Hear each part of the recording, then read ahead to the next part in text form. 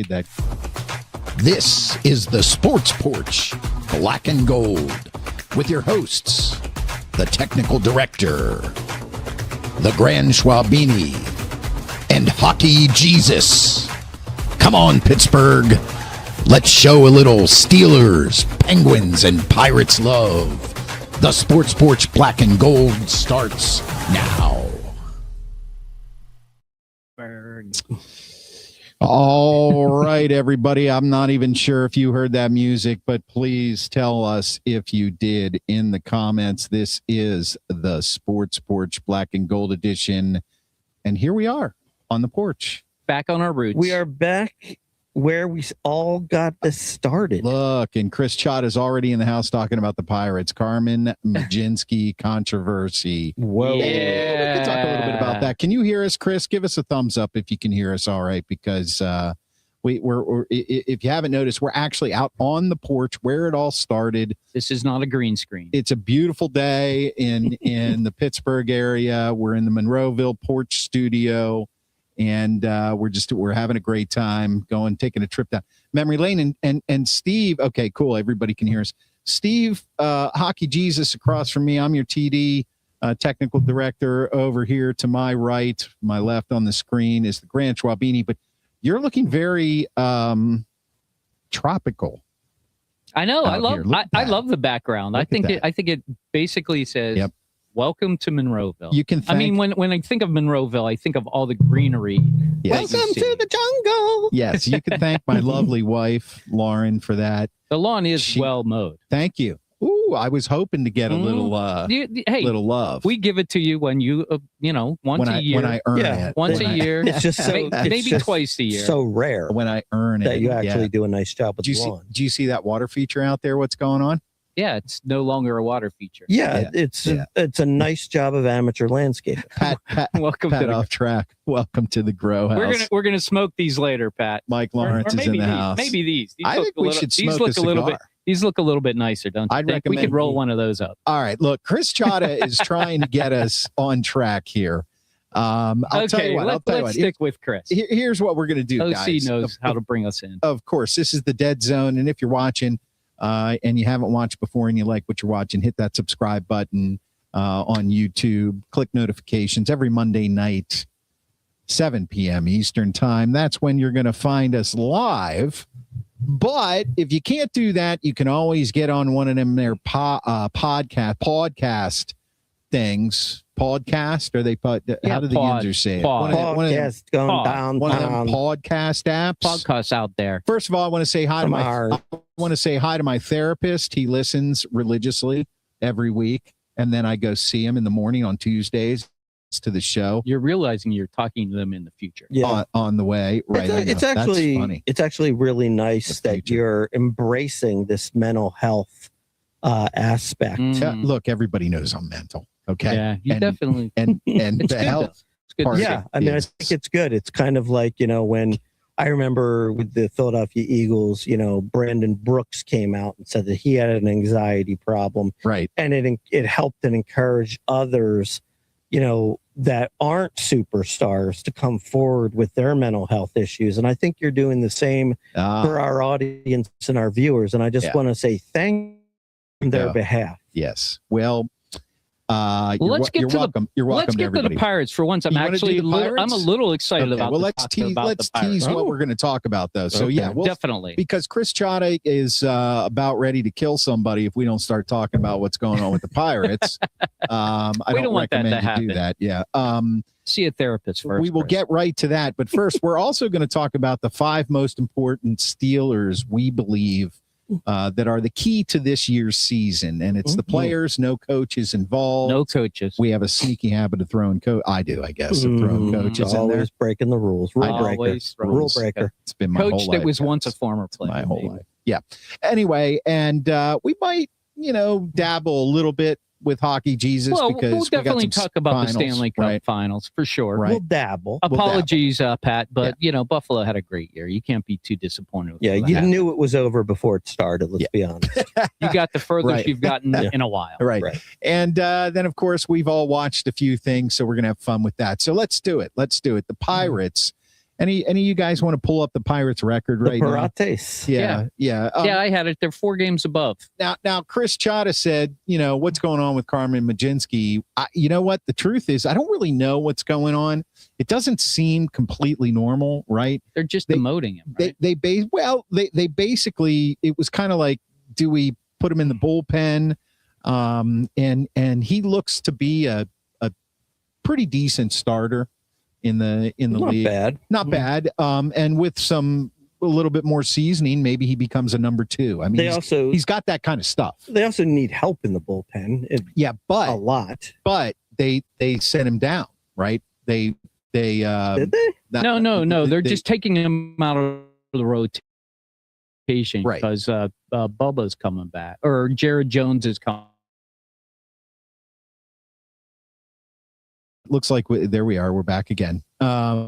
But there's rumors. I think. Why don't you guys talk about him? I got to pull this up. What kind of rumors do you speak of? Yeah, let me see if I can find this stuff here. Let's not be willy-nilly. I don't want to be willy-nilly. Spread rumors. Well, I'm trying to make sure that something I saw on Instagram wasn't one of those posts. You know what I mean? Hey, but it looks like they're trading him. They're to trading the Milwaukee Brewers for Ohtani.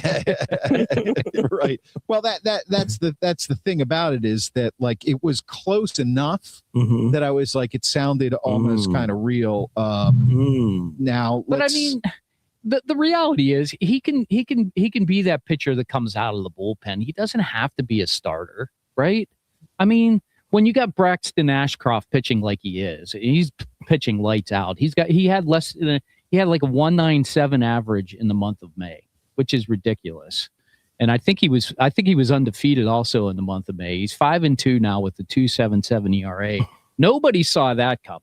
So right. I mean, we just take the good with the bad, OC. I think that's what I would say if I was a Pirates fan. And I guess I'm still a Pirates fan. I'm starting to believe a little bit more in this team, believe it or not. Yeah, that was going to be the big question tonight. Because Braxton Ashcroft is a real pitcher, maybe even better than Skeens right now. And Skeens is still great. He's still going to give you five good innings. Right. When he pitches lights out, he can give you 7 or 8 really great innings.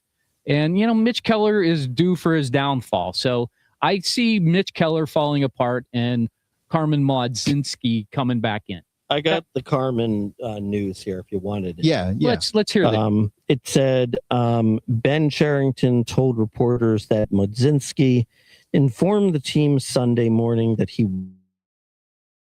wasn't ready to pitch. Right. So they put him on the restricted list. Right. And basically from there, it basically says, Don Kelly said he's unavailable, but he is scheduled to be deployed after Ashcraft's pitching on Sunday.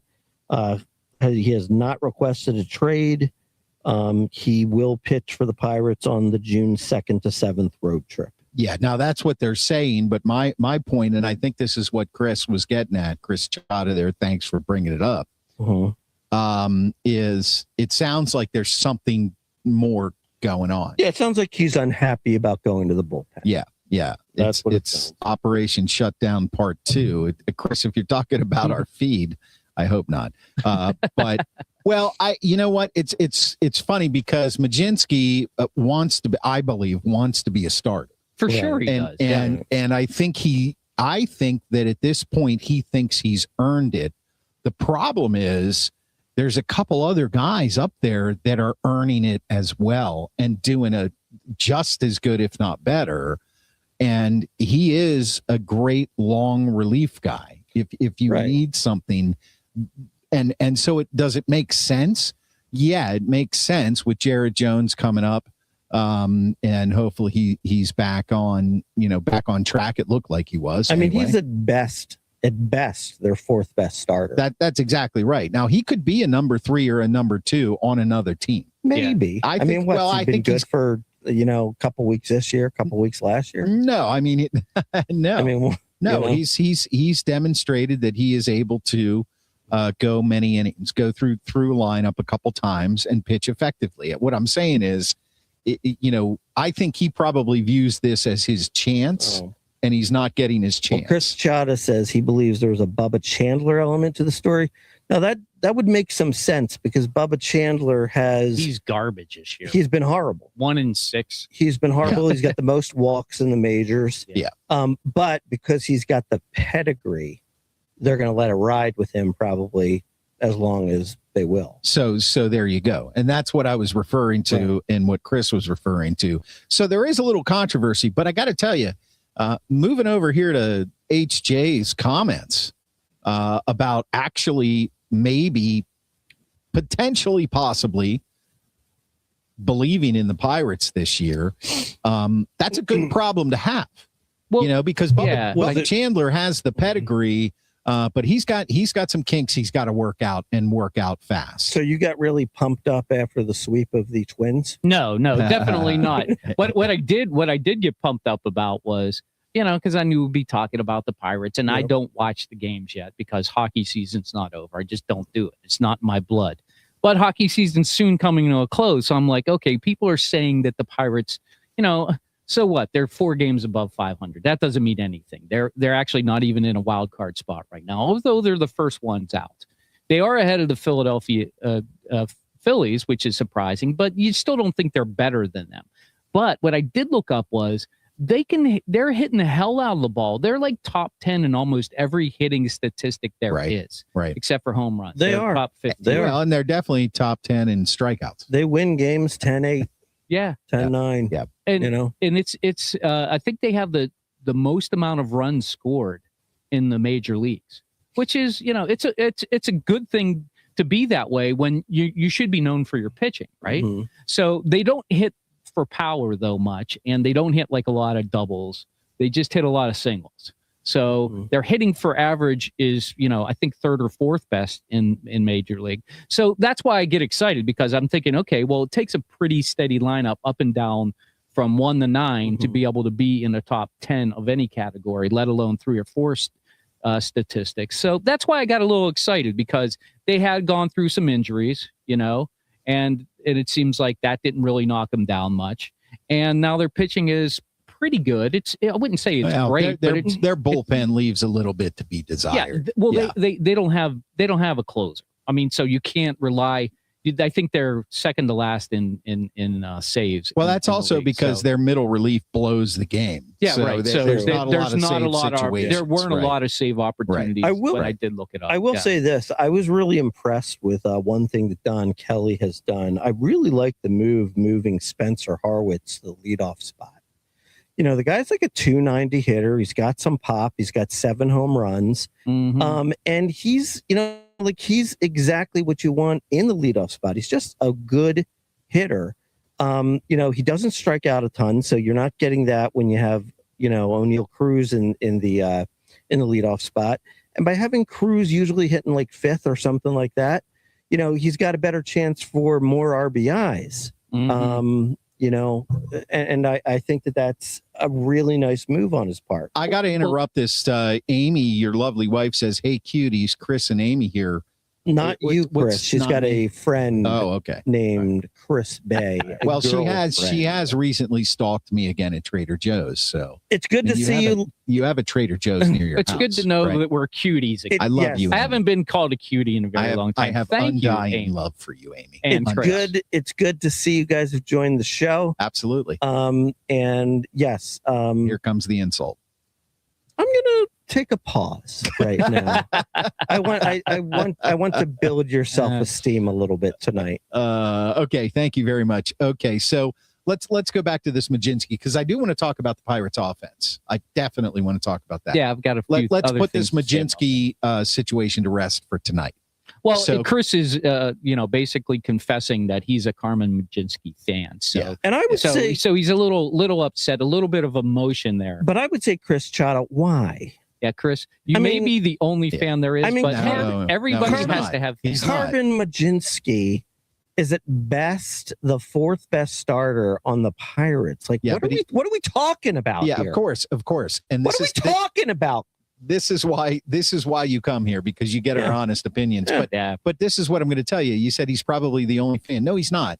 There are a lot of people who like Carmen Mlodzinski. Wow. If you listen to the fan, people call in, they talk about the pitching. What are they going to do with him? So there are people that are Mlodzinski fans. I don't think many of them think that he's like a number 2 starter, but I think they like what he brings to the table when he's in the game. So his 3.89 ERA and his 4 3/8, win to loss. Well, whatever. I'm just average. I'm saying I no reason to get excited. All about I'm saying is that Chris has company. That's it. That's all I'm saying. He's got company. Here's like your opposing team. Oh, Jesus. After you face Skeens and Keller and Ashcraft, you're like, oh, we got Mlodzinski today. Let's give our best player the day off. Yeah, we can beat this guy. Yeah, he still pitches pretty effective. And then it's like, okay, all right. 5 innings, 1 run, not bad. Let's move on to the offense because I can't even get 5 innings. I can't even get a point out without getting blasted. Listen, team leaders, Nick Gonzalez batting over 300, and look, we're third of the way through the season here. That's great, and I think the little engine that could. He's only got 1 home run, but I don't think you need home runs from him. He's a singles hitter. He is more of a singles hitter and gets on base. Of course, you've got O'Neal Cruz. His average is right on track with his career average. Remember, we've been talking about this for years. We've been talking about Cruz for years. And hey, he hit one into the river. Yeah. So he's got that going. So far this year, I gotta be completely honest with you Pirates fans out there, with all of us. So far this year, other than the fact that he has been able to hit left-handed pitching better, and because of that, by default, he's going to have a few more home runs. So he's got 13, and he has stolen 19 bases. He struck out 91 times, and he's at his career average. Has he really improved that much, or the fact that they don't have to take him out of the lineup, when there's a left-handed pitcher in the game because he can see the ball better? It is in my opinion, he is better this year, but marginally. The big things are the O'Hearns, right, and the Lowes, and the Horowitz playing well, and Reynolds, on base percentage leads the team. Griffin before the IL coming on strong in May. It is all lifting O'Neal Cruz a little bit. He's got to get a hold of that strikeout stuff. I do like him batting 5th now. Yeah. Because I've always said he's not a leadoff hitter. If he can limit his strikeouts, just reduce them by 15%. Now he's a number 3 hitter, and he's going to be really, really dangerous.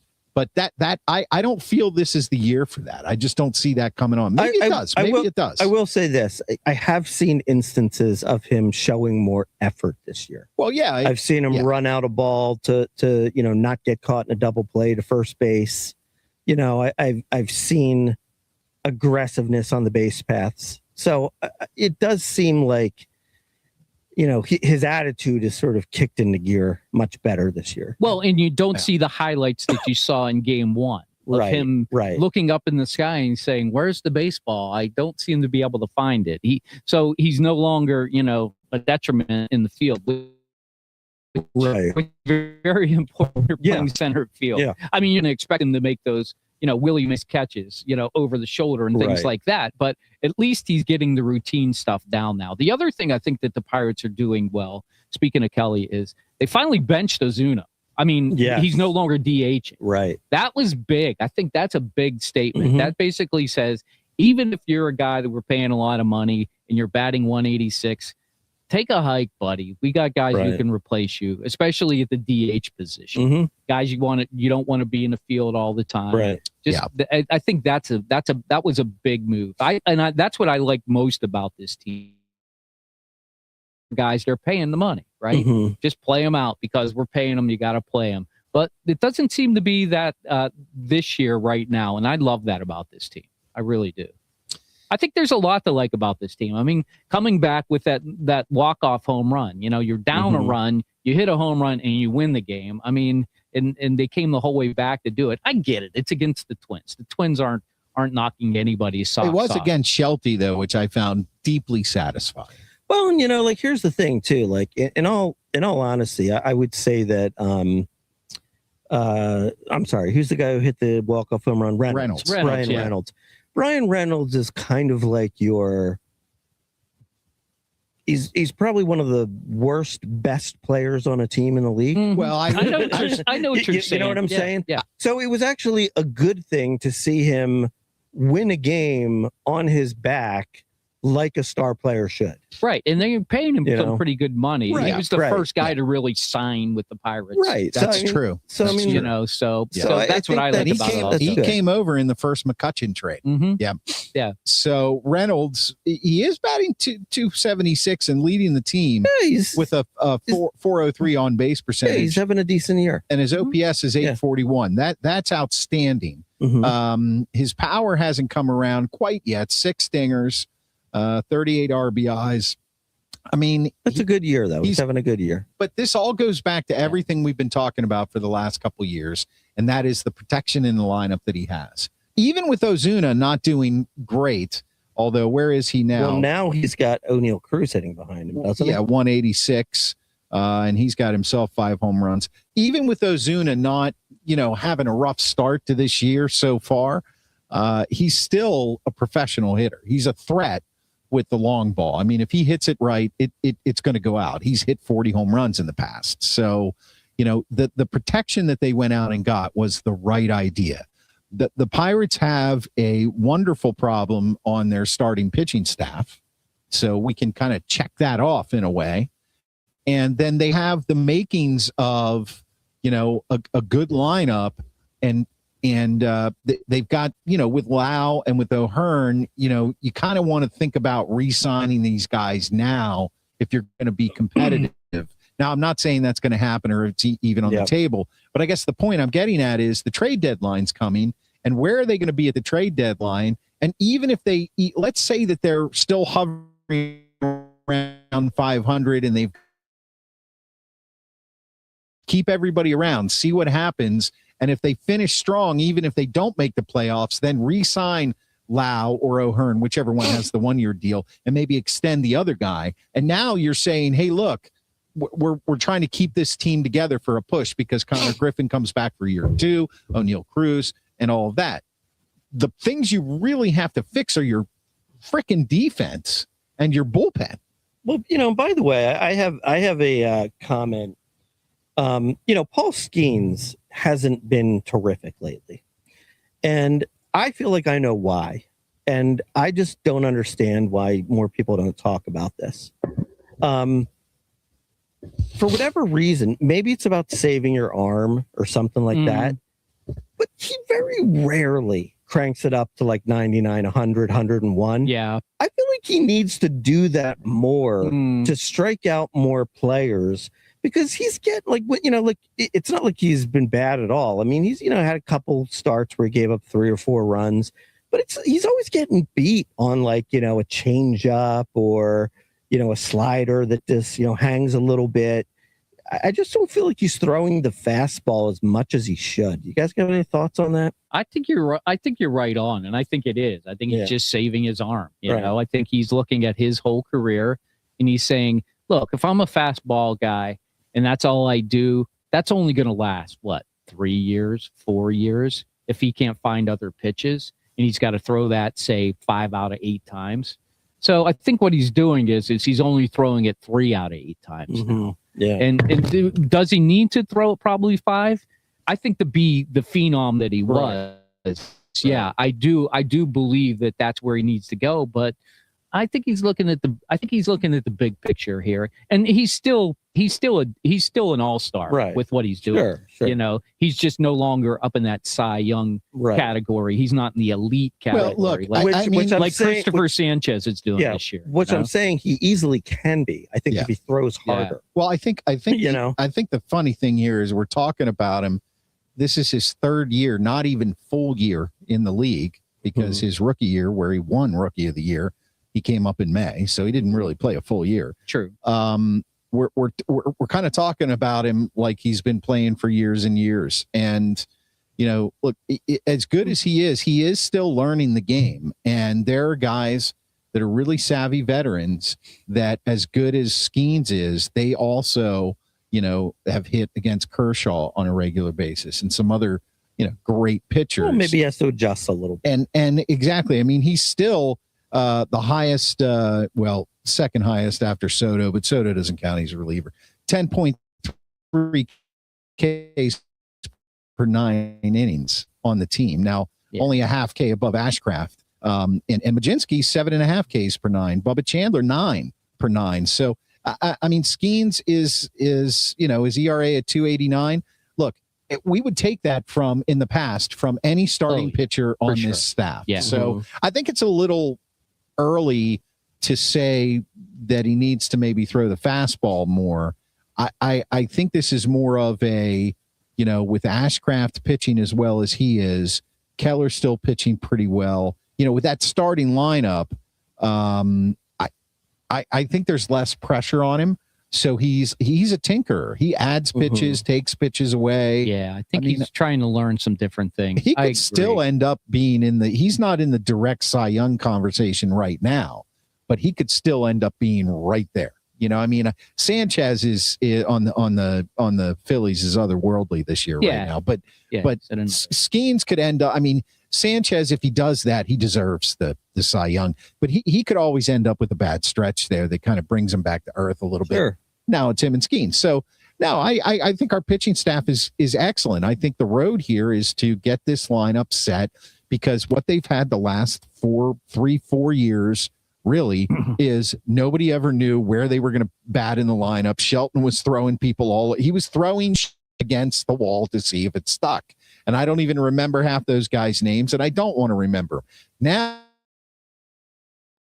a lineup that has real hitters, and the younger hitters are getting the protection they need. And the star, we say, in Brian Reynolds, he's the Pittsburgh star.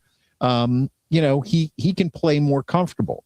And that shows in the way his approach is at the plate. So, what do you guys think out there? By the way, if you're watching on YouTube, thanks for being here. Sports Black and Gold. Smash that subscribe button. Sorry, guys. And click notifications. You'll know when we're live every Monday night. Remember to speak Eastern into time. your microphone. Into the microphone. Thank you. Yeah, if you could remember That's something that. the technical director taught us. Thanks. One last thing with Skeens, he's not losing his control. I mean, he's got 75 strikeouts, 12 walks, and the batting percentage against him is 186. I mean, he's still pitching really well. He is a master. But although I agree with you, I think if he threw the fastball more, he would be more dominating. Right, more dominating. But I think he's just looking at it and being like, you know what? I can still be great. I can't be elite, but I can still be great. And if I tinker around with these things, I can always go back to the fastball. All right, boys. Well, guess what? What? You called it the dead zone. It's not the dead zone for the Cleveland Browns. Holy hell. Oh, no. What a trade was made today. Myles Garrett. Can you believe that? On the move to the L.A. Rams, coming back Jared Verse. I don't know. Why would you trade a guy like Jared Verse? How this early in the career? I don't know. I think it is early in his career. It is early, but it's called winning a Super Bowl with Matt Stafford. That's what it is. Well, they keep trying that. Yeah. It's not working. They only got 1 or 2 more years. They did sign him an extension, but I think TD hit the nail on the head. They're going all in. They think that Myles Garrett is that much better than Verse right now. Right. And maybe 2 years from now they might cross paths. Maybe they probably will actually. But there's no guarantee that Verse is going to do that. And maybe he was only doing that because he was playing on LA. You don't know. I like him. I think the trade is great for Cleveland, honestly, because they're getting first round. They're getting 2 first rounds and a second round and a third round. Yeah, I mean they got a treasure trove of first round picks. So that's to me exactly what the Steelers should have did a few years ago with TJ. Yeah. But that's water over the dam, under the bridge, as they say. We can't go back and, relitigate that because it's just dumb to do. We don't like to do that here on the porch. We like to live in the here and now. And I think that's a good move. I think Myles Garrett is really excited about something like that. Is he, though? Yeah, for sure. I kind of wonder, though, to have re-signed all these years with Cleveland, I mean, aren't you almost kind of saying I accept being a loser? But remember, the Rams, You know? the Rams, their fans are kind of fair weathered. Yeah, nobody cares there. Yeah, I mean, Right. if he only gets 10 or 11 sacks this year, they're still going to cheer for him. There's no pressure. Yeah, there's pressure to get another Super Bowl win, Right. but I think that comes from the head coach. I don't think it's necessarily coming directly from their fan base, Mhm. you know, because it is a little wishy-washy out there in LA. All right, Sorry, well, hey, those of you who are listening in LA. hey, rolling into our next category, we came up with a list, each of us, of the top 5 Pittsburgh Steelers.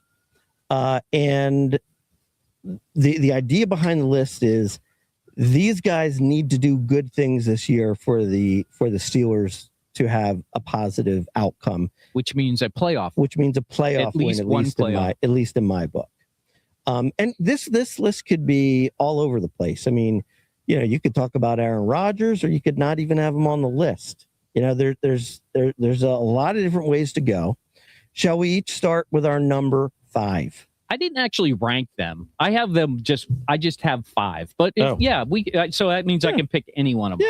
Yeah, rank them as we go. Go right ahead, boys. Go ahead, Mark. Why don't you go first? All right, my number 5, I chose Deshaun Elliott Interesting. because I feel that he was a real source of stability and a very good player on the back end to support the cornerbacks that we have. Mhm. And obviously he was injured last year and missed was it like half the year? Yeah, about something half the like year. that, yeah. I did look him The up. last half. I did look him up. He said he's like not 100% yet, but he expects to be by training camp. Yeah, he's still acute. You know, this point. So so the bottom line is, you know, look, he's a guy who he has to come back and be himself as he was before. Mm. You know, if he comes back and the injury has, you know, reduced his ability as a player, that's for the Steelers. So to me, I think that he really helps the defense. So he's my number 5 guy. Interesting. So my number 5 guy, I went on the offensive side of things. I think my number 5 guy is Pat Freiermuth. And the reason I go with him as opposed to any wide receiver is because, of course, you need your wide receivers to do well. But I think if the Steelers are going to take the next step, they need to find that number 3 wide receiver. And I think they can find that in Freiermuth. You know, he only had like 40 some catches last year. I think in order for him to step it up, he's got to get the 60 catches this year, 750 yards, and he's got to get 8 touchdowns. That's what I expect from Pat Freiermuth in a better offense, in an offense that's more geared towards passing. Aaron Rodgers loves to hit the tight end in the end zone. There's no reason why he can't do that. So for that reason, I have picked Pat Freiermuth, yes, over Darnell Washington. Ooh. Well, Who's your that's, number that's 5? funny because my number 5 was going to be Darnell Washington. No, I'm kidding. We know he's your number 1. We know he's your number 1. Yeah, no, he is absolutely my number 1. My number 5 actually is interesting. It's going to be Jack Sawyer.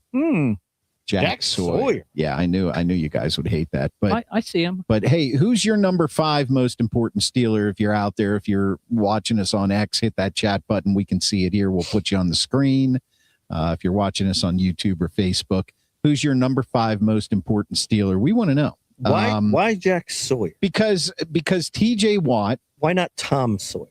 TJ Watt is because Tom Sawyer's not on the team. Oh, that was a novel. It's a really good song though. I don't understand. I'm more a Huck Finn guy. Rush. Anyway, Jack Sawyer, because he is basically, I hate to use this phrase because I could be crucified for it. He is the heir apparent to the edge rush that TJ Watt brings. And I think he's the guy that they're looking for, you know, and I look, I don't mean he's the next TJ Watt, but I think when you look at him, he doesn't even start. He can't be. No, he doesn't. But what I'm saying is he needs to develop because I do believe Watt, who may or may not be up the list for me, is he has the potential one of two things are going to happen. He's not going to be middle of the road this year. He is either going to have that one last burst because he didn't perform as well last year and everybody says he's lost a step. A lot of times that motivates these guys, or he's going to completely fall off the cliff. This is the year that TJ Watt either extends his career another year, maybe two, or falls off a cliff. And either way, Jack Sawyer, because we know Watt gets injured, he's got to be ready to step in. And I think he's very important to the future of this franchise and his development this year. And he's got a new defensive coordinator, all of that stuff. So number 5 for me, Jack Sawyer. So you're basically predicting a TJ Watt injury. I mean, not intentionally, but I guess you could be saying that it's more likely than not. I mean, because they're not going to bench him. All right, Mark. You got number 4. Number 4. At the risk of mispronunciation, I'm just going to go with IMAX. Ihanator? He's gonna obviously their first. Is it that close? Is it that hard to say Ihanator? Ihanator. Yes, I don't know. There you go. It's perfect. He was a first round draft pick. He's going to be penciled in as a starter at right guard. He might not. Right tackle. Right tackle. He might not start, but I think he probably will. Look, I think the bottom line is that we all know that their line needs improvement, and you probably need most improvement from your two tackles, protecting the quarterback and especially the left tackle on the blind side. So look, IMAX has to be good. I mean look, I'm not saying he has to be like an all pro or anything, but he has to be good. He can't have the start to his career that Broderick Jones did. Where he was, there were certain games where he was really being, over, he was being pushed around. So, IMAX has to be good. So that's my number 4. Well, it's interesting that you went with the offensive line because I also went with the offensive line in my number 4 spot, but I went to the other tackle. I went to Troy Fautanu. And the reason normally I would do a Broderick Jones here, but I'm convinced he's not playing this year. No, I don't think so. I just don't think he's going to be healthy enough to be able to play this year. So that means Troy's got to make the move to the left tackle, and he's not played there. So I think it's going to be a rough transition for him. But in order for the Steelers to take that next step forward, he's got to be a guy that only gives up like 2 or 3 sacks from that position all season long. And if he can do that, then I feel good that the offensive line in the middle, the Zach Frazier's, the Mason McCormick's, maybe this Jennings Dunker comes in and can do some things. They can open holes up the middle, and that's the way you're going to get it done. So, yeah, I think I agree with you. I think the right or left tackle, whoever you decide to pick who's going to be over there, has got to be a position where you got to protect. It's going to be Aaron Rodgers. And he's not mobile at all. So if he's not protected, the ball's coming out. And bad things happen when the ball comes out by the quarterback. For that reason, I am taking Troy Fautanu as my number 4. Excellent work, Hockey Jesus. Excellent work. My number 4 is Jamel Dean, the cornerback we picked up from Tampa Bay. Jamel Dean. He's playing the right cornerback position. Jamel Dean. Who? Jamel Dean. I'm just saying that as a joke. I know. The guy, everything you say is a joke. He's an all-pro. Right. Yeah. He's an all-star. I think the Steelers over the last few years have reached into the well of age and experience a few too many times. Fountain of youth. I'm not sold on Jalen Ramsey anymore. I don't think he's nearly as good as he used to be. I mean, obviously, he's an old guy. He has the experience and he can read, he can read the field well, but he's lost a step too. I think that Joey Porter Jr. has a very, very high upside still.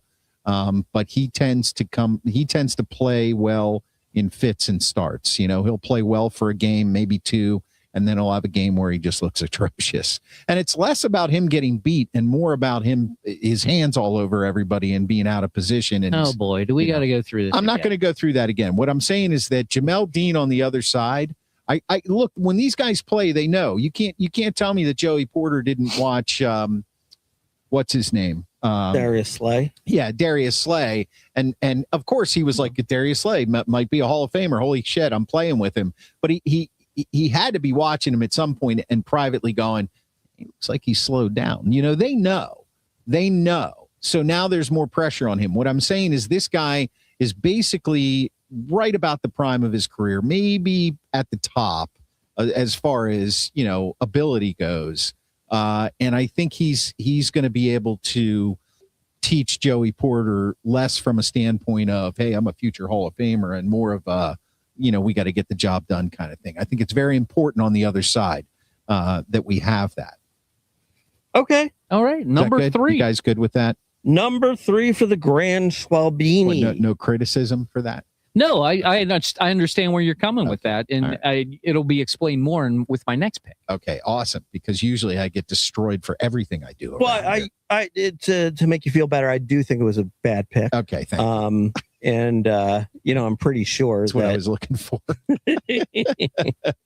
All right. Number 3. By the way, at least on my screen here, I have like gone completely off. Yeah. Do you still see me? I still see you on the screen. Do you think and people can still hear me? And now you are completely off. They can definitely still hear you. Oh, they can still hear me. Because you're coming in through me. Okay. But all right. Well, let me talk then. Yeah. So my number 3, I'm getting right back on right now. Here we are. Add to the stage. My number 3, I got Derek Harmon. So last year's number 1 pick. Look, I mean, you know, you've got the big man, Cameron Hayward, in the middle.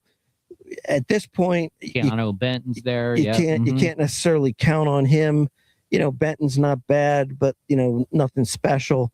So look, I think the bottom line is that Derek Harmon needs to play like a number 1 pick. He was a little bit banged up last year. Yeah, I'd like to see him getting a push up the middle. Stopping the run, and that will pay dividends for the rest of the defense if he comes in and has a big year. Derek Harmon had an honorable mention in my list. I thought about picking him, but between him, Benton, and Cam Hayward, I think together that unit needs to perform better. But I agree with you. As a number 1 pick, he definitely needs to step up his game. Like that pick a lot. I, on the defensive side, went with Joey Porter Jr. And you know that I love this guy, but I think this year it's all pro or nothing. He's got to be the best cornerback in the AFC North. Okay. This is what I'm expecting for him this year. They went out and got Jamel Dean, so the other side's set. There's no reason why he can't figure out, you know, the handsiness. I'm not against the way he plays defense, but what I am against is he doesn't intercept the ball. He's not an intercepting guy. He's a guy that just kind of knocks it down. I want to see him get more involved where he's taking the ball away and he's making the big hits. And, you know, in the first couple years, he was kind of like not a great tackler, but I think he's gotten better. This year, I want to see it all come together. Pro, he's got to be that defensive backfield. And if he's done an all-pro this year, the Steelers aren't making the playoffs. Joey Porter Jr., number 3. Way to go, HJ. Another great one. My number 3. By the way, I actually did not have Joey Porter Jr. on my list, but that was because I felt like he sort of worked his way off the list. Yeah. I felt like we know what he is. We know he's a really good, solid corner. Mm-hmm. I want him to take the next step. I mean, that's where I feel about it. If I was looking at it like that, I would say I'd put him on my list for that reason.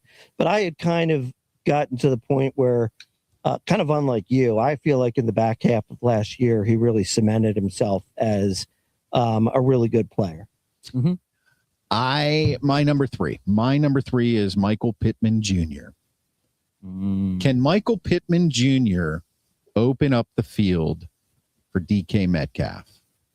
We finally have what we would consider, because this is how we have to look at it, a number 1 and a number 2 receiver in this lineup. Now, we didn't draft these guys. There's no AB here.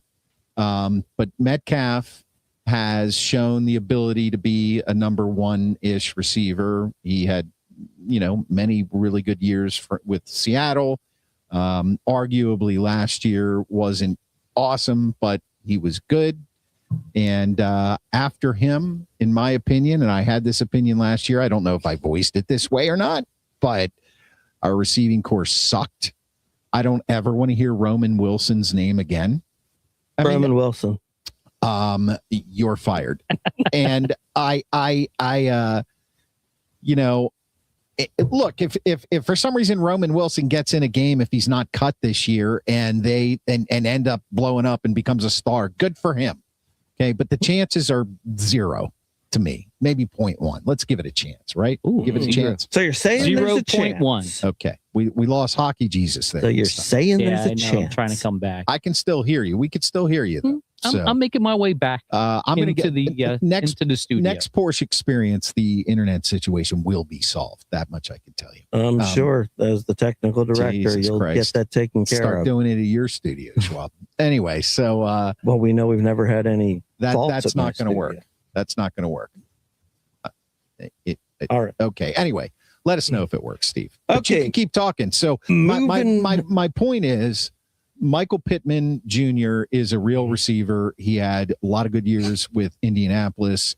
He knows how to play the game. I mean, I'm oversimplifying it, but definitely adding him to that receiving corps takes a little pressure off of DK and gives Rodgers a real target. Now the number 3 with that Jeremy Bernard. We'll see. The jury's always out on rookies. I mean, jury's out. Yeah. I mean, could he be the same or worse? This switch over to USB-C has been difficult for everyone, says Pat Off Track. Does Jeremy Bernard become the number 3 guy? Maybe he does, maybe he doesn't. I don't know. So number 3, yes, Michael Pittman Jr. So number 2. Number 2 for the Grand Schwabini. That also, Michael Pittman Jr. And what I can tell you is that Michael Pittman Jr. is a better receiver than DK Metcalf. He is a better receiver than DK Metcalf. And that's what I'm on. With that in mind, Aaron Rodgers will finally have somebody that he can throw the ball to that he knows can catch the ball. I think having a go-to guy that you know can catch the ball and can extend drives on third downs. You're talking about Jeremy Bernard? No, I'm talking about Michael Pittman. Oh, he was your number 2. He's my number 2. And I think that having him on the team will make the offense go a hell of a lot better than without him. He is a third down machine. Right. Really, he's been a number 1 receiver for Indianapolis. Now, there was a guy in Indianapolis that came on last year and they gave him a lot of money. But Michael Pittman is fearless. I've seen him get his head chopped off and he comes right back up and plays. I think the Steelers fans are really going to like what they see in him. Yeah. And I think that he's really going to elevate the offense. I agree with you. And that's why he was number 3 for me. And you'll see why. Number 1, I've got a little bit of a twist. So, a twist? Yeah, a little bit of a twist.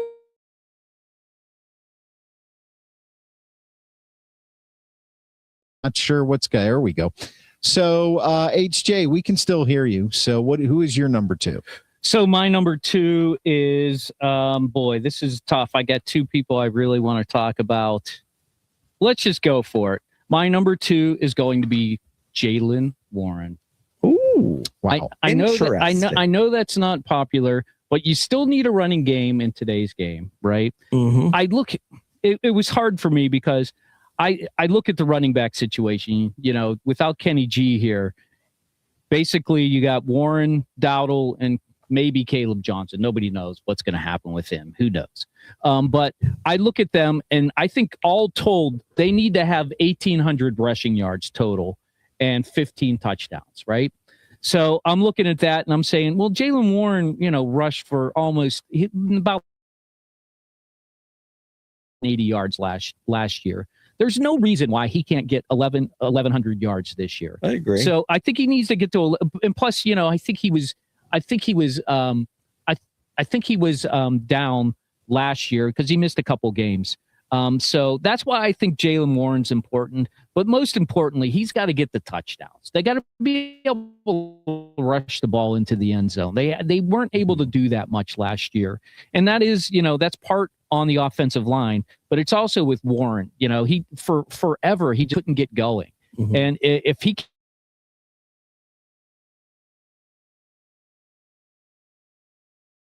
because they think he can do it with Rico.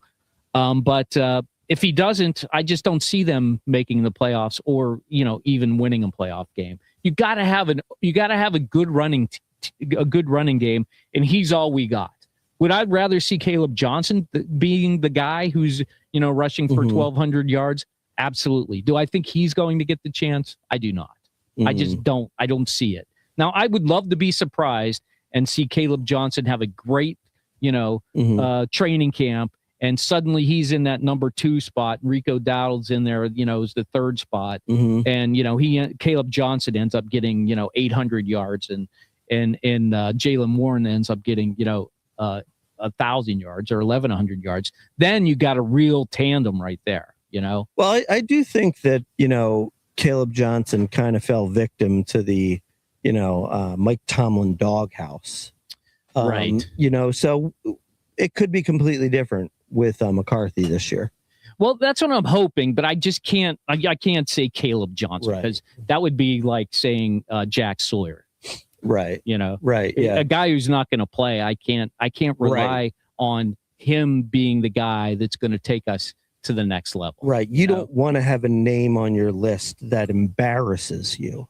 Like a TD. Well, I'm a little bit more thinky about this. Yeah. I did some planning before the show, and I actually got the list, and I looked at it, and I thought about it. Well, yeah, planning leads to successful outcomes. Yes. That's why my list is so solid right now. Yeah. Yes. Well, now we are coming back around to our technical director, who's really had his hands full tonight. Yeah. And as he's technically directing, yep, you are now at number 2, most important Steeler for a successful playoff victory season. This is why this show is so fantastic, because we do things live. It's live.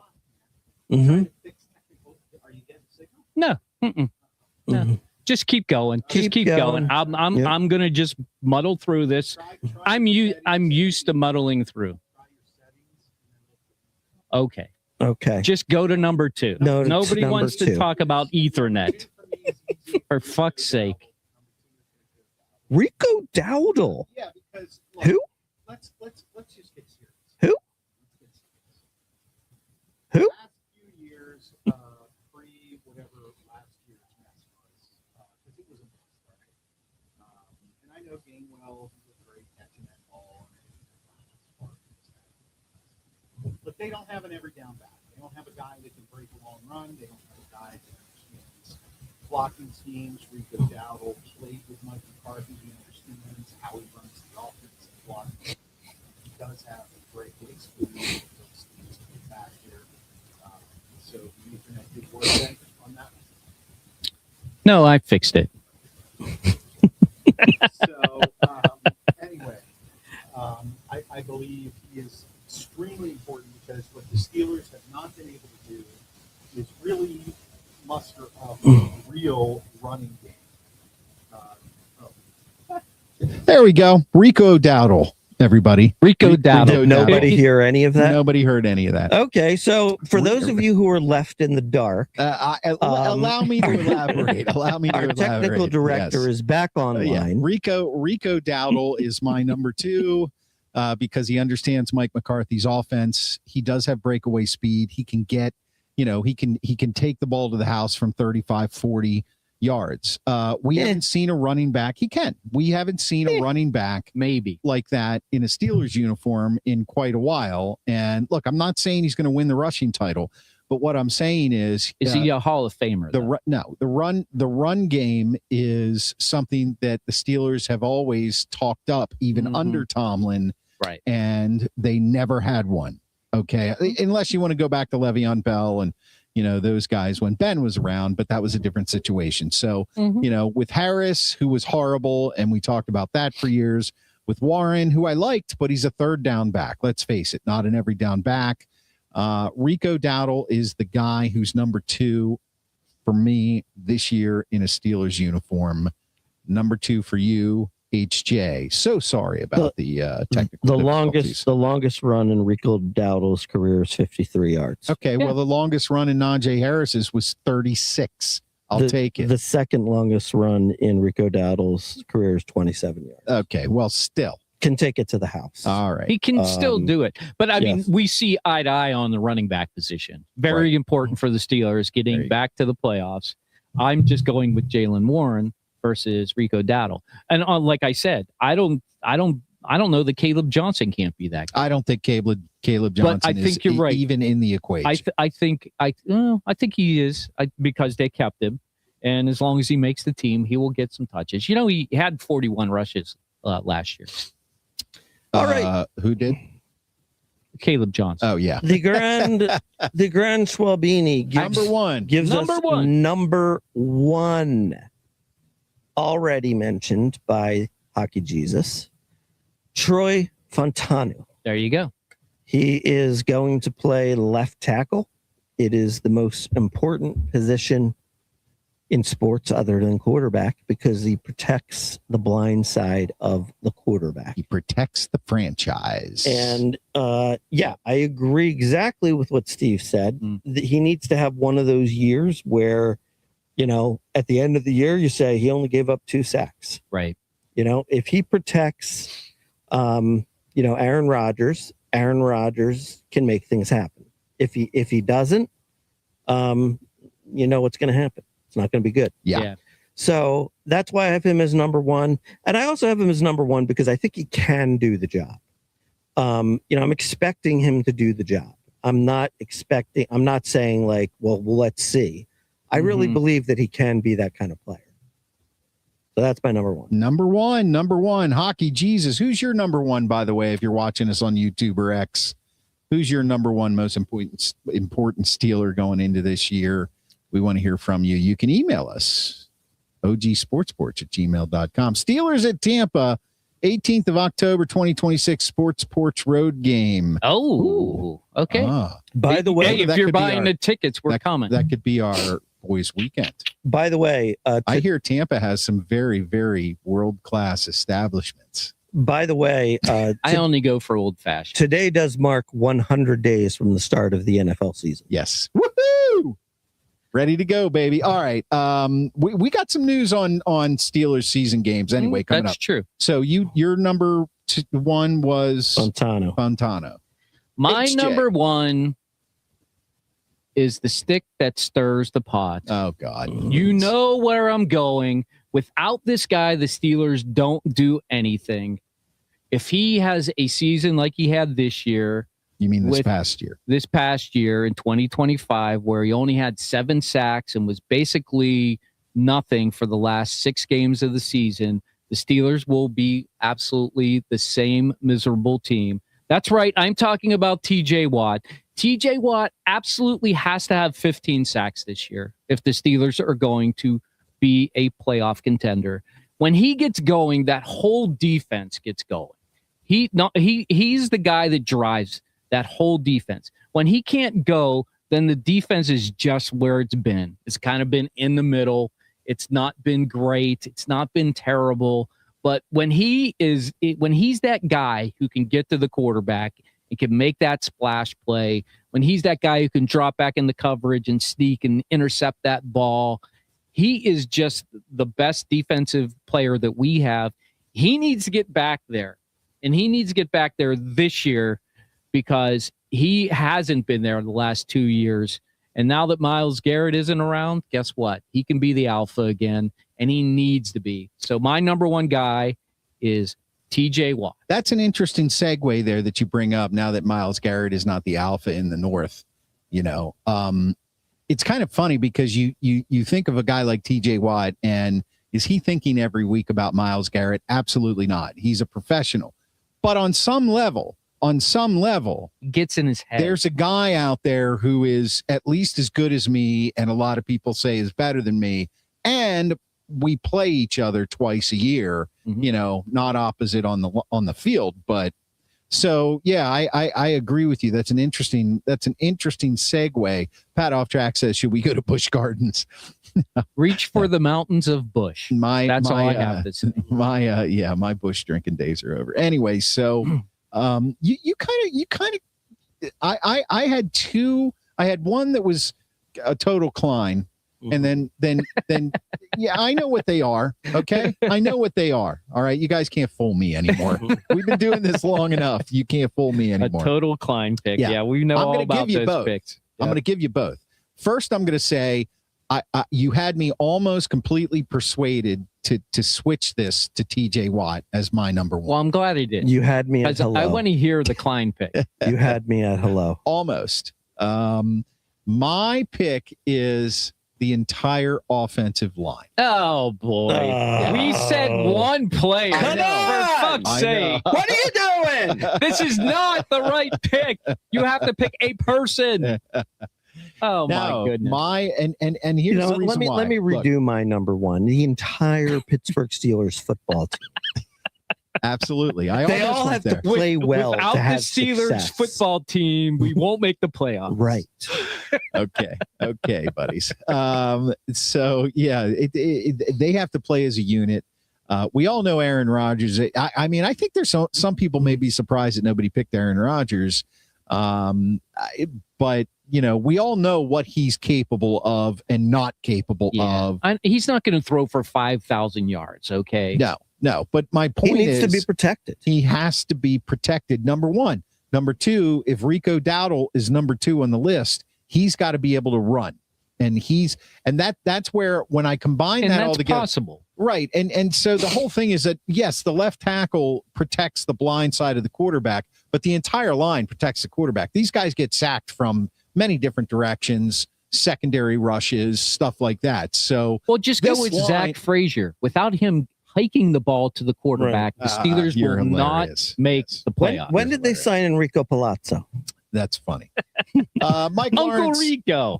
That's for him. Mike Lawrence says, do you guys think our new offensive coordinator and McCarthy will use our tight ends more? Yes. I think he's going to use them down the field more. They're no longer going to be that dink dunk guy.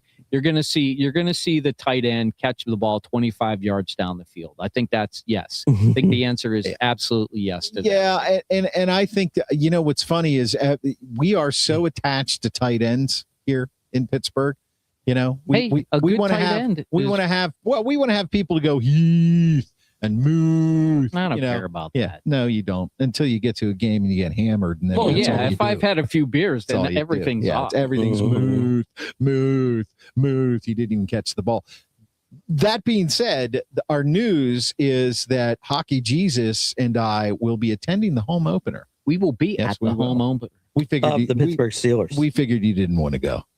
Yeah, probably I'd rather watch another game. Yes. Yeah. So, no, for my birthday, my lovely wife has purchased two club level box seats from our friends who also have 2 other seats that we sat in before. Here's the first game against Atlanta. So I want to thank, I want to thank Ron and Christy Kotwicka for offering that. And I want to thank my wife, Lauren Klein. Thanks, Ron and Christy. You don't know what you're in for providing the opportunity for that birthday gift. And we are going to be at the game.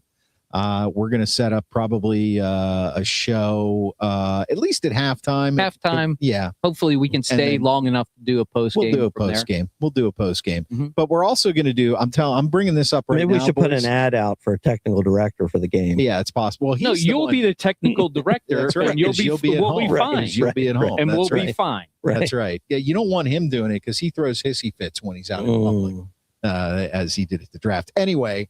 I totally lost my train of thought because of you guys, but I'm going to throw this out there. We are going to do a post game Steelers game every game this year. Every game? Every game. Oh, yeah, for sure. Even if we're out of town, even if it's on a Monday night. You sure you don't have any family You obligations? sure you don't have any vacations or, guys, look, family we're not gonna- barbecues? We're not going there. We're not. Maybe going your there. therapist wants to meet on Monday nights. Yeah. All right. I mean, yeah.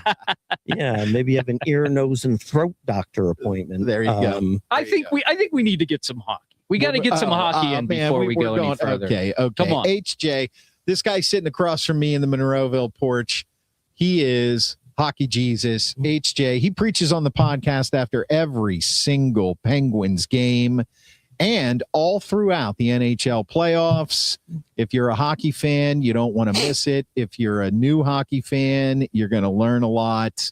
And then he throws it onto the podcast as well. Mike Lawrence says, yay for the Steelers post-game shows. Thanks, Mike. Yep. Share it out for us, man. We're this close. We're this close. No barbecues for Hockey Jesus. And anyway, Hockey Jesus, Las Vegas in the finals. Flyers West. Vegas versus Carolina in the finals. How about that? Not exactly what the NHL wanted. How about that? Not exactly what the NHL wanted. It proves that sports are not fixed. Well, I don't know about that, but I do know that both of these teams deserve to be there 100%.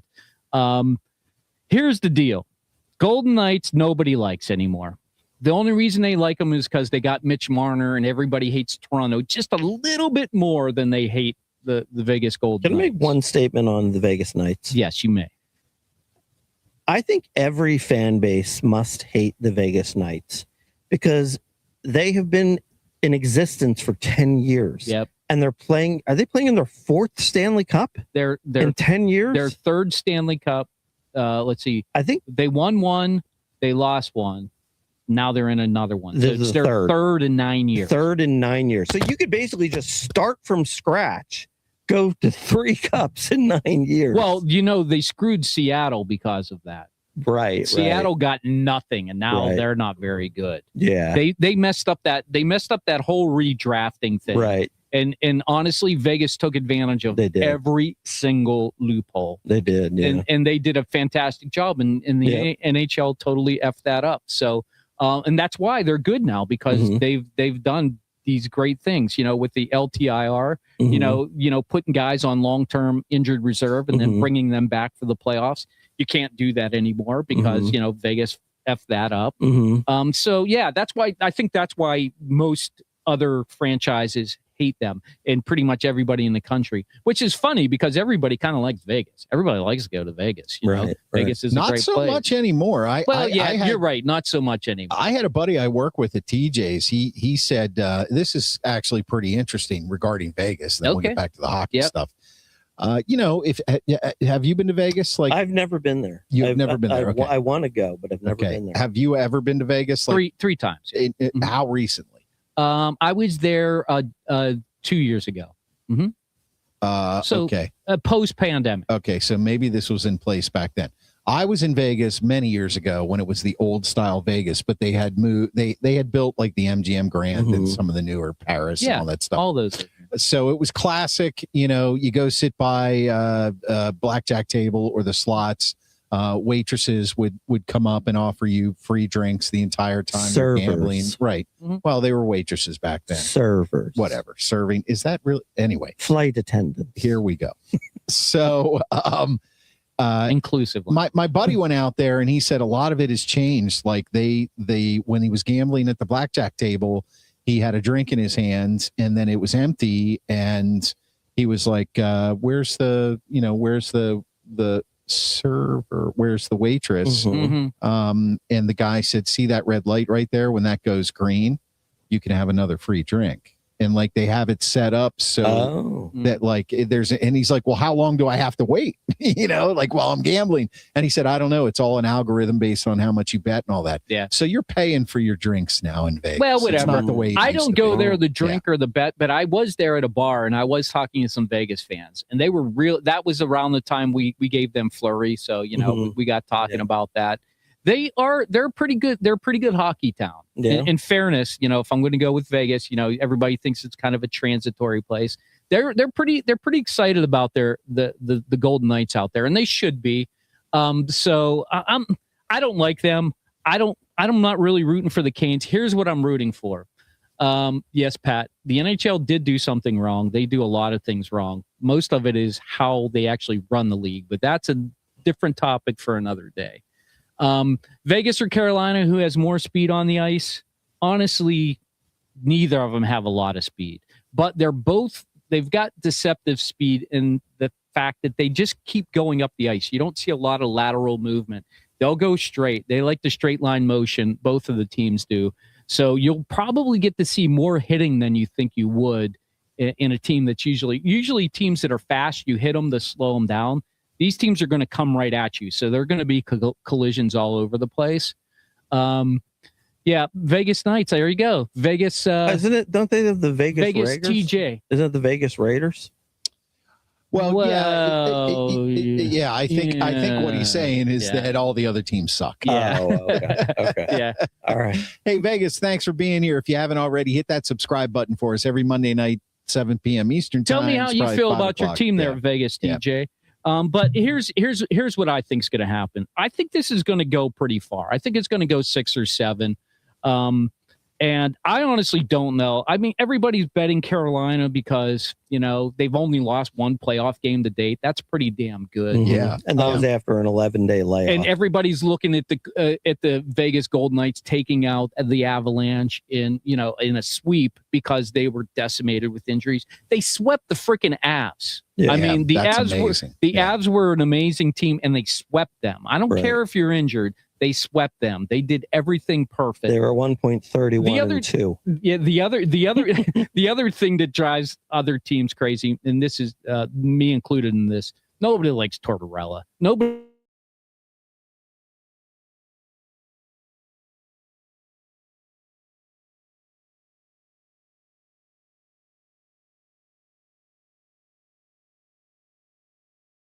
I don't care who wins. If Jack Eichel wins another one, if Mitch Marner takes that trophy right back to Toronto and holds it up in front of them with his Vegas shirt on, I would love to see that. If Jordan Stahl wins one after not winning one for 16 years or something like that from his last cup, that would be fun too. So there's good stories. The best story though is Claude Lemieux died.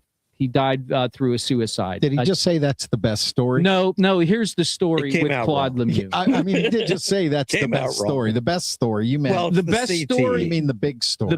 The big story there. And the best story is. Yeah. Did you know that Freddie Anderson? He was his. Yeah. He was his agent.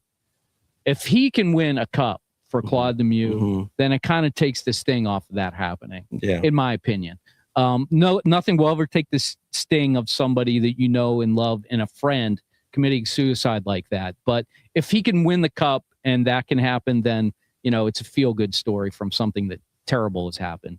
And I feel terrible about the Claude Lemieux thing. I did not know Claude Lemieux did that. Yeah. It happened Friday. The second that it happened, I said to my wife, I bet you it's CTE. Everybody's saying that. Yeah. I'm sure I don't know if there was a letter. I don't really want to talk about that happening. Yeah. If you're having issues with that, call somebody. Yeah. Get some help. Yeah. But absolutely. that did not happen in this case. But if Freddie Anderson can win a cup for his buddy, then and his agent, then maybe something good can happen from it.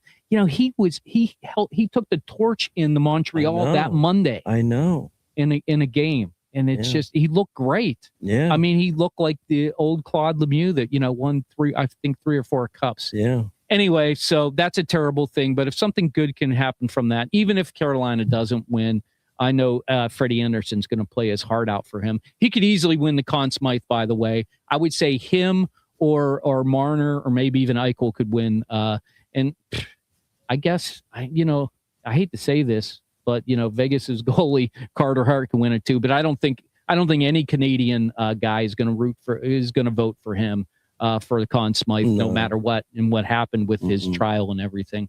One final hockey report.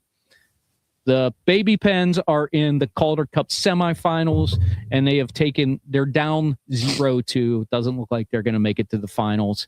They lost game 2 in an awful way. They called the goal off in overtime, and then they gave them the goal. I'll and they tell you what, lose though, Hockey 2-1. Hockey Jesus, big miss this week. Uh-oh. Evgeny Malkin resigned. Oh, yes. Yeah. I don't know. Gee. I told you it was What? coming. I I had told no you it was idea. coming. I I had no told idea. I told you it was coming. And you know what? Somebody, True. I think it was where is it? 1 year, Chris, 5.5 million. Chris Chada brought it in. Do you attribute Malkin getting one more year to the season he had? If they weren't very good, it's safe to say he wouldn't be coming back. Yes, Chris Chada. It had to do with the season. He's still relevant. And on top of that, they don't really have somebody obvious that can replace him on that second line. So why not bring him back for a year? Keep Sid happy. Keep Letang happy. I was surprised And that's that it what got it is. done this quickly. I thought it was going to linger for the whole offseason. No, I don't. I think they I don't, wanted to get it done. yeah, I don't feel like Dubas is that kind of guy. I know we've had some questionable GMs over the last few years, but Dubas seems like the kind of guy. It's like when he wants to get something done, he moves forward, and it's either done or they move on. So Hey, Vegas TJ's got a good one here. Yager's streak of having a teammate play in the Stanley Cup Finals reached 46 years. Do you know who the player was this year? Vegas TJ. If you do, put it in the comments. I'd be interested. Do you know what he means by that? Yeah. Okay. Yeah. So he also said he's from New Kensington, but he moved to Vegas in '77, so the Pens have been his team forever. Listen, hey, you made a good move even moving out of New Kensington. even Right. Magnus Samuelsson. Oh. Magnus Samuelsson. Yeah. Whoa, There you go. there you go. Sounds like a guy's played. No, for we know 50 we know years. who Magnus is. Yeah. Yeah. So anyway, There's an E in there if somewhere. you haven't That's already, okay. Vegas, we'd love for you to subscribe to the channel so you can catch up with us on all things Penguins. Hockey Jesus here preaches after every Penguins game, so that would be nice and He's looking for easy disciples. for you out there in Vegas. Always looking for disciples. So HJ, that was HJ on hockey. Click subscribe, notifications. You'll know when we're live. Also, I do drop this into a podcast right after every. So you can go back to Spotify, Apple Podcasts, iHeartRadio app, anywhere you get your friggin' podcasts.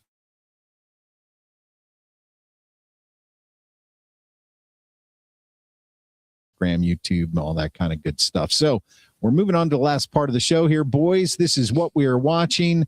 And I know that, Mark, you are just dying to introduce this, aren't you? Yes, I went out to the theater and I saw. Are you going to introduce what we're watching or what? Nope, he's Okay. going right in. Going right in. He's going right in. Sheep Detectives. That looks.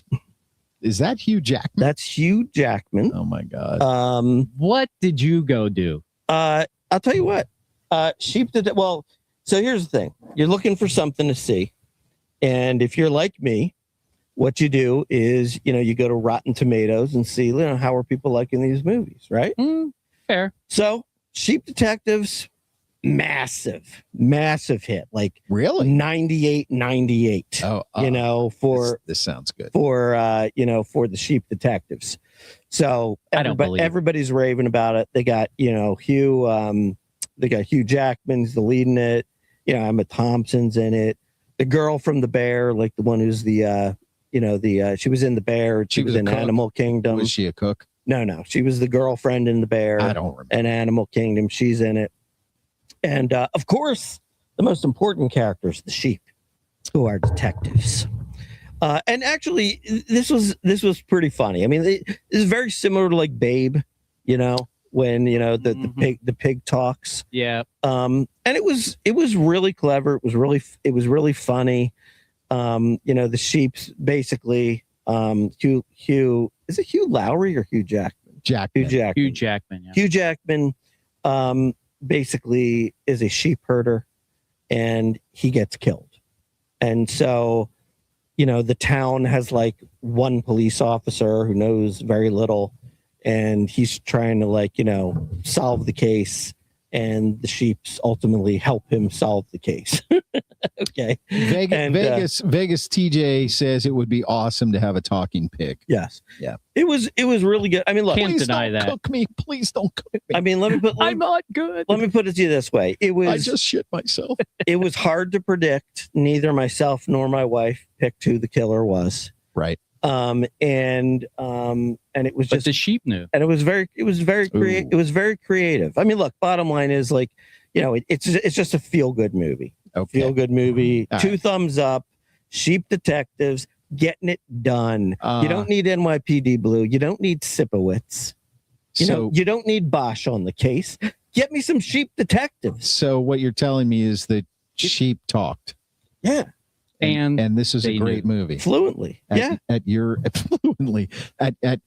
our age, that you're recommending we go see a movie with talking sheep. Well, we could start talking about Survivor again. I would say if you saw Sheep Detectives, you would say, that was actually pretty good. Yep. Yeah. And if you saw it with your wife, you could be 4 Even thumbs better. up. I can Even Four better. thumbs up. Even better. Listen, I can guarantee you that it won't be a cold day in hell.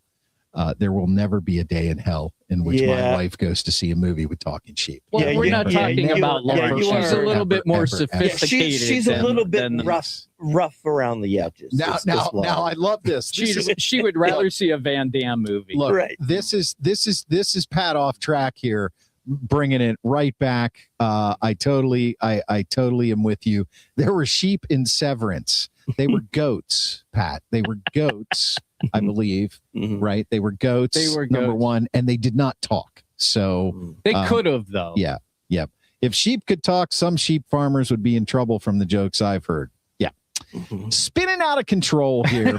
Now, just Sheep jokes are hey, just killing just to be clear here, the sheeps did not talk to the humans. The sheeps only talked to the sheep. They only talk to each other. Yeah. Well, I mean, Yeah. that's okay. So they're keeping it like Yes. the natural order of things. It's all right, Vegas TG. We Like have a sheep good time always here. We have a do. good Right, time right. here. You don't have to apologize keep for it being in the yourself. family. All right, guys. I watched something that obviously you guys are going to poo-poo. Theodore Roosevelt. I'm not poo-pooing. It is a documentary on Netflix. Theodore Roosevelt, the documentary. I thought he was a president, not a cowboy. on Netflix. He was a everything, dude. cowboy before He he was was everything. president. Okay, guys. I am always interested in history. Teddy Roosevelt has a very interesting history. And all I can tell you is he is one of the great presidents because he was a guy that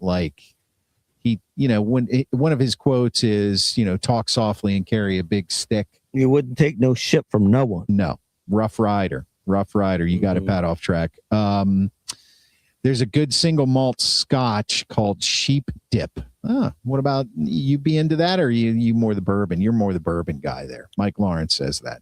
There's a good single. There's nothing wrong with a good single malt scotch. Man, in the You start talking about sheep, you really start things, don't you? I know, it's crazy. So anyway, Theodore Roosevelt, if you've ever wondered at the turn of the century how this country was pushed into modern times, Theodore Roosevelt was the president that did that. It's a really, really interesting story about how this country went from being, a farming society into the industrial age and what that meant.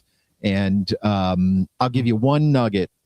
I think it's 3 episodes or about an hour and a half each, or it might only be 2 episodes with him, but because I'm watching FDR now. So Theodore Roosevelt was trying to run for president for a 3rd term. His first term, William McKinley had died, and he took over for most of the term. Then he got reelected, served a full term. Then there was no term limits back then. Oh, None. Then he did not get elected, and then he tried to come back. On his comeback trail, he was out talking to the people. He's one of the first politicians to really utilize like the railroad trains and automobiles and get out and people. campaigning. Right. And he got shot in the chest, and then refused to go to a doctor, went to the podium and gave an 84-minute speech. 84 minutes. It's not legend. It is documented. Well, I guess it history. didn't hit any organs then, right? Well, what they said is Missed a lot. he coughed. He went, there's no blood coming out. I'm good. So he gave if you were shot in the chest, do you think you'd stand at a podium and talk for 84 minutes about politics? If I felt good, 88 minutes. if you 88? gave me a bourbon, I could That's do it just in the a way I second. was born. That's the way I was raised. Hells yes. By the way, here's the one thing I would say from a marketing perspective.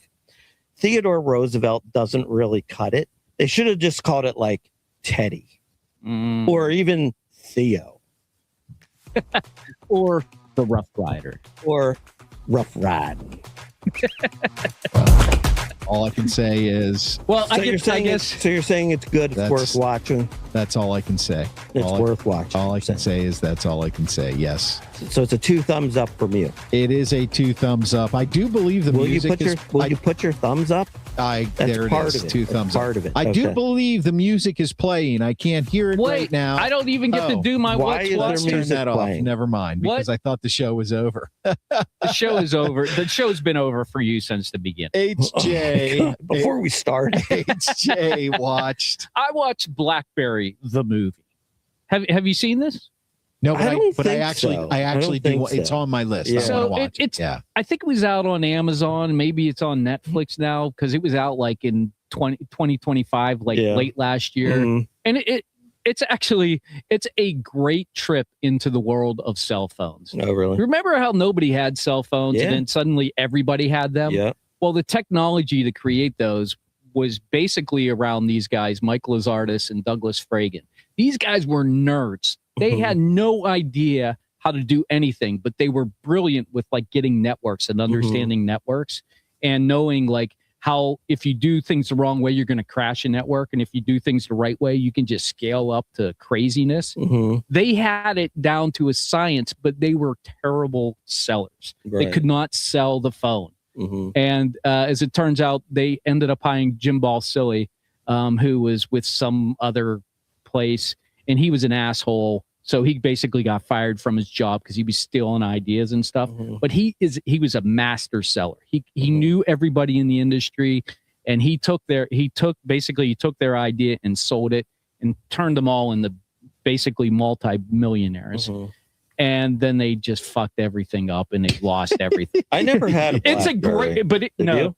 no, I didn't. But at one time they were like selling 7 out of every 8 cell phones. Yeah, they were like the BlackBerry. biggest thing for It was the very couple first, years. yeah, because they were selling the high-end Right. clients. Mhm. So they would actually take them like the high-end tennis courts, and Right. people would just be out there going like this, and everybody like, "Ooh, I want one of those." And Mhm. then when the iPhone came, boom, that was it. That was the end of them. Yeah. When the iPhone came, they kind of poo-pooed it. Like Mhm. nobody wants to text on their phone, and then Right. it was all over after that. But the one guy, Douglas Fragan, he got out at the peak. So Yeah. he made the most amount of money and he was the biggest nerd, while Lazardis like kind of turned into like this asshole, like Mhm. trying to like screw over his friends so he could keep doing money.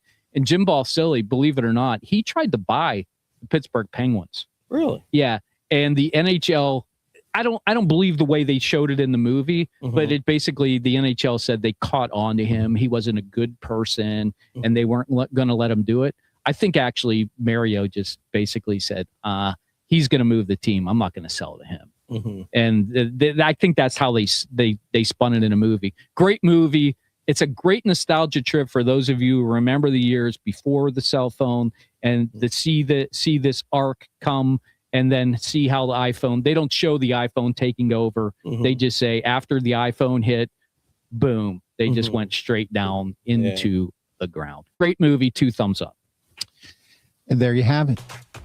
Blackberry. Well, All right. It's been a rocky road. I think I've started the music now, but If you can't That hear it, being you said- can still hear us. listen, if you're watching right now and you haven't hit that subscribe button, do it. If you did, thank you very much for watching and listening to the Sports Porch Black and Gold edition.